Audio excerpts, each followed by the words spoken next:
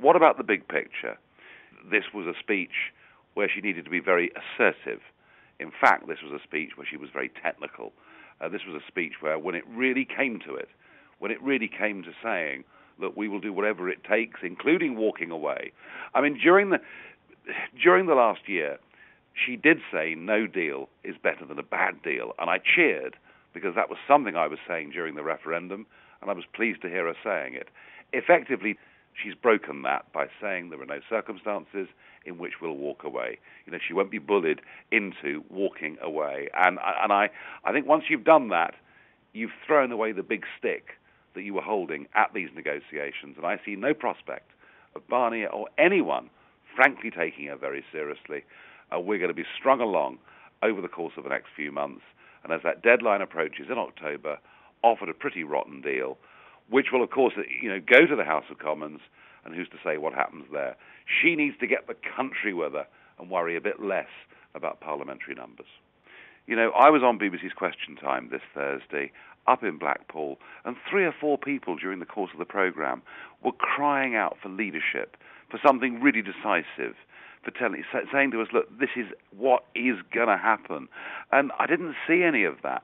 I think the biggest worry for me was when she said towards the end of the speech that, there are no circumstances, basically, in which she will walk away.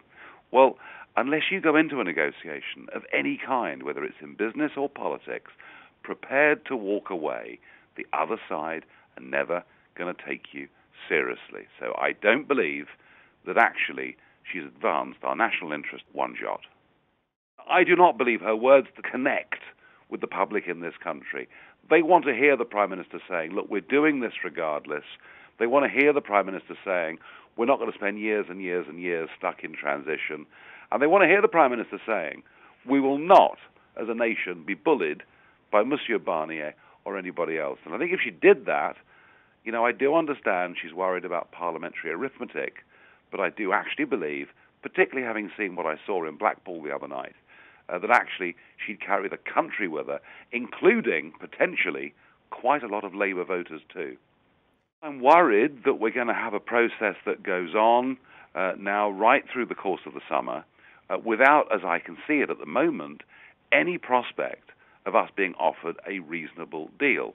For Mr. Barnier and his team, this is a sort of existential question about the future of the European Union. If Britain is seen to get a good deal, they fear others will want that deal too. And the only way we're going to get a good deal is if he genuinely thinks we're on the verge of saying, goodbye, we're quite prepared to go, we'll take the short-term hit, but you know what, it'll hurt your companies far more than it will ours. And that is something that's a message that needs to go to Barnier. And then during the questions, after she's spoken, when one of the journalists asked, what price are we prepared to pay for Brexit? How much do you believe in Brexit? And still, she's not able to commit. She's not able to give any emotion.